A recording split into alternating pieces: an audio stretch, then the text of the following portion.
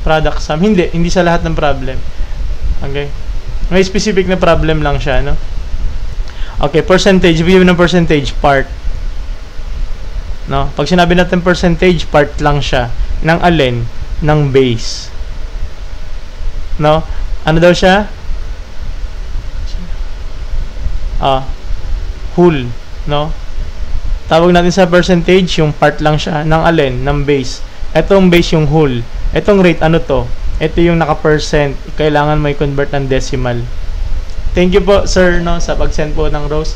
Pero hindi ko babanggitin yung pangalan mo, no? Bawal yata sa TikTok, eh. Pero thank you po, ano. Okay, ito. Ito na siya. No? Decimal. Ngayon, ito 20. Ito naka-percent, automatic. Ito na yung rate. No, i-convert mo na lang yung 125 sa rate, sa decimal. 1, 2.